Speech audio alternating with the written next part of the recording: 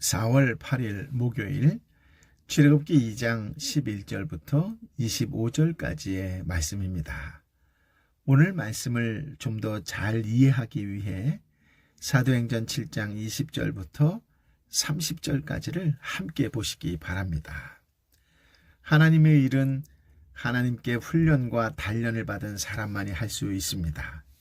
하나님의 일은 훈련을 통해 하나님 쓰시기에 합당한 일꾼을 만드시지요. 스데반은 사도행전 7장 22절에 모세를 이렇게 소개합니다. 모세는 이집트 사람들이 가진 모든 지혜를 배웠고 그의 말과 행동에 큰 능력이 나타났습니다. 라고요. 오늘 본문 11절부터 15절까지를 먼저 읽어볼까요? 세월이 흘러 모세는 어른이 됐습니다. 어느 날 모세는 자기 민족이 있는 곳에 나갔다가 그들이 중노동하는 것을 지켜보았습니다. 모세는 어떤 이집트 사람이 자기 동족인 히브리 사람을 때리는 것을 보다가 이리저리 살펴 아무도 없는 것을 보고는 그 이집트 사람을 죽여 모래 속에 묻었습니다. 다음 날 모세가 나가보니 히브리 사람 둘이 싸우고 있었습니다. 모세가 잘못한 사람에게 왜 동족끼리 치고받고 싸우는 것이냐라고 말했습니다. 그 잘못한 사람은 누가 너를 우리 통치자나 재판관으로 세웠느냐? 너가 이집트 사람을 죽이더니 이제 날 죽일 생각이냐? 라고 말했습니다. 그러자 모세는 두려워하며 속으로 내가 한 짓이 탄로났구나 하고 생각했습니다. 바로는 이 사실을 듣고 모세를 죽이려고 합니다. 그러나 모세는 바로의 얼굴을 피해 도망쳐 미디안으로 가서 살았습니다. 하루는 모세가 미디안의 한 우물가에 앉아 있을 때였습니다. 아멘. 세월이 흘러 모세가 어른이 되었을 때 일어난 한 사건을 조명합니다. 사도행전 7장 23절을 보니 이때 모세의 나이가 40살이라고 알려줍니다. 11절에 자기 동족, 자기 민족이라는 비슷한 단어를 반복하지요. 자기 형제란 의미입니다. 이집트 왕족으로 자란 모세가 히브리인을 자기 형제로 생각하고 깊은 관심으로 지켜보았습니다. 하나님의 숨은 손길이 작용했겠지요. 아무튼 그가 이집트 사람을 죽여 모래에 감추었던 일은 순간적인 분노를 억제하지 못한 우발적 살인이 아닙니다. 이리저리 살펴 아무도 없는 것을 보고, 즉 신중하게 계획해서 자기 형제를 학대하는 이집트 사람에게 행한 일이지요. 사도행전 7장 24절을 보니 이 사건을 민족의 원수를 처단한 의로운 행위로 해석을 합니다. 24절인데요. 모세는 자기 백성들 가운데 한 사람이 이집트 사람에게 학대당하는 것을 보고 그 편을 들러갔다가 그 이집트 사람을 쳐 죽이고 원수를 갚아 주었습니다. 이때 모세의 심정도 성경에 기록되어 있는데요. 히브리서 11장 24절부터 26절까지의 말씀입니다. 제가 읽어드릴게요. 믿음으로 모세는 다 자란 후에 바로의 딸의 아들이라 불리는 것을 거부했습니다. 그는 잠시 죄의 쾌락을 즐기는 것보다 오히려 하나님의 백성과 함께 고난받기를 더 좋아했습니다. 그는 그리스도를 위해 당하는 수모를 이집트의 보화보다 더 가치 있는 것으로 여겼습니다. 이는 그가 상을 바라보았기 때문입니다. 아멘. 이때 모세는 이집트 왕 바로의 공주 아들로 살기를 거절하고 노예 백성의 형제로 살기로 결단을 실행한 것입니다. 모세는 하나님께서 상 주실 것을 바라보면서 하나님 백성과 함께 고난받기로 각오했습니다. 공주 아들의 신분을 거절하지 않았다면 한 사람 죽인 일쯤이야 쉽게 수습할 수 있었을 것입니다. 하지만 모세는 이때 하나님 백성으로 살아가겠다고는 정체성을 확정했던 것입니다. 사건 이튿날 모세는 히브리 사람 2명이 싸우는 것을 보고 간섭을 했지요.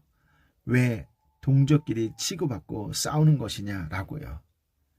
찐한 동포애로 그들을 위해 뭔가 해보려고 한 것인데 돌아온 것은 사나운 반발이었습니다. 누가 너를 우리 통치자나 재판관으로 세웠느냐? 너가 이집트 사람을 죽이더니 이제 날 죽일 생각이냐? 모세가 이집트 왕자 신분으로 말렸다면 이런 대꾸를 한다는 것은 상상할 수 없었을 것입니다. 모세는 그들을 위해 왕자 신분과 특권을 포기하고 노예의 자리로 낮아졌지만 형제들은, 동포들은 그의 위대한 결심을 알아주지 않았습니다. 오히려 모세의 비밀을 폭로하며 위협했습니다. 성경은 이때의 모세 생각도 기록해 두었는데요. 사도행전 7장 25절입니다.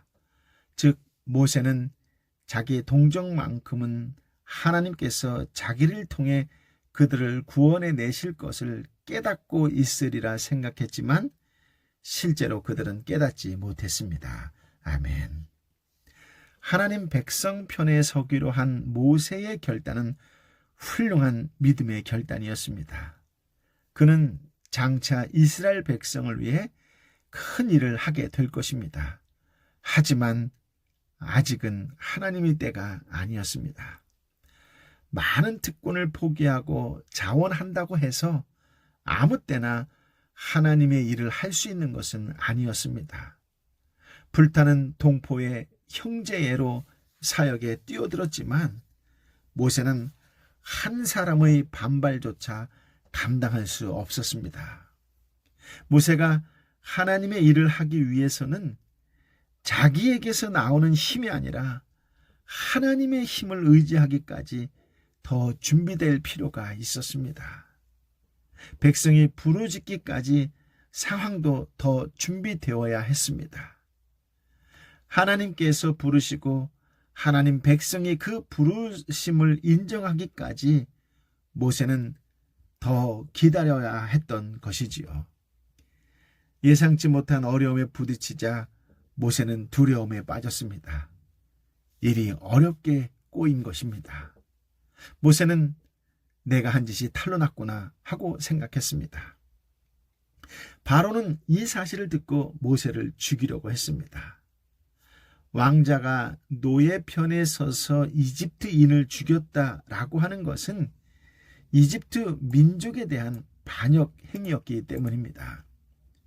모세는 바로의 얼굴을 피해 도망을 쳐 미디안으로 가서 살았습니다. 하루아침에 도망자의 신세가 된 것이지요. 앞날이 캄캄하고 막막했을 것입니다. 16절부터 22절까지의 말씀을 함께 읽어볼까요? 미디안 제사장에게 딸 7이 있는데 물을 길러 와서는 구유에다 그 아버지의 양떼에게 줄 물을 채웠습니다. 그런데 몇몇 양치기들이 와서 미디안 제사장의 딸들을 쫓아내는 것이었습니다. 그때 모세가 일어나 딸들을 도와주었고 그 양들에게 물을 먹여 주었습니다. 그 딸들은 자기 아버지 르우엘에게로 되돌아갔습니다. 그러자 그 아버지가 오늘은 웬일로 이렇게 일찍 돌아왔느냐라고 물었습니다. 딸들은 어떤 이집트 사람이 우리를 양치기들에게서 구해 주었어요. 게다가 우리를 위해 물도 길어주어 양들에게도 물을 먹여 주었습니다. 라고 대답했습니다. 아버지는 그가 어디 있느냐? 왜 그를 그냥 두고 왔느냐? 그를 불러 음식을 대접하자 라고 딸들에게 말했습니다. 그리하여 모세는 흔쾌히 르우엘과 함께 살기로 했습니다. 르우엘은 자기 딸 십보라를 모세에게 주었습니다. 십보라는 모세에게 아들을 낳아주었습니다. 모세는 아들의 이름을 게르솜이라고 지었습니다. 모세가 말하기를 내가 이방 땅에서 이방 사람이 됐다라고 했기 때문이었습니다. 아멘. 모세는 미디안 광야에서 자신들의 양떼에게 먼저 물을 먹이려고 이미 와 있던 여인들을 쫓아내고 새치기 하는 못된 목동들을 물리치고 여인들이 양이 물을 먹을 수 있도록 돕는 사건이 있었습니다. 이 사건이 계기가 되어 모세는 미디안 제사장의 딸 십보라와 결혼을 합니다. 그리고 아들을 낳았는데 내가 이방 땅에서 이방 사람이 됐다라는 뜻을 담아 그 아들의 이름을 게르솜이라고 지어주었습니다. 그러고 보면 모세는 가정을 이루고 정착하긴 했지만 나그네 심정으로 살았던 것 같습니다. 여기서 우리는 한 가지 질문이 생길 것입니다. 모세는 한순간의 잘못된 선택으로 모든 것을 잃고 결국은 비참하게 실패한 것일까요? 그렇지 않습니다. 하나님께서는 이 사건을 통해 모세와 바로를 원수 관계로 만드셨습니다. 출애굽 지도자의 직분을 맡는 데 필요한 준비였던 것이지요. 내 힘과 내 방식으로 하나님 일을 하려는 태도도 깨어질 필요가 있었습니다. 그렇습니다. 구속은 오직 하나님의 능력으로 하시는 일이기 때문입니다. 광야 40년도 지도자 교육 과정이었습니다. 하나님께서는 궁중생활 40년, 광야생활 40년 동안 모세를 하나님의 일꾼으로 준비하셨습니다. 모세는 실패했어도 하나님은 실패하지 않으셨던 것이지요. 여러분 잘 아시는 잠언 1장 9절 말씀이요. 사람이 마음으로 자기의 길을 계획할지라도 그 걸음을 인도하시는 자는 여호와시니라 라는 말씀처럼 하나님께서는 모세의 걸음을 조용히 인도해 오셨습니다. 때가 무르익자 하나님께서 전면에 등장하셨습니다. 23절부터 25절까지의 말씀인데요. 함께 읽어보겠습니다. 오랜 세월이 흘러 그 이집트 왕이 죽었습니다. 이스라엘 민족은 중노동으로 인해 신음하며 울부짖었습니다.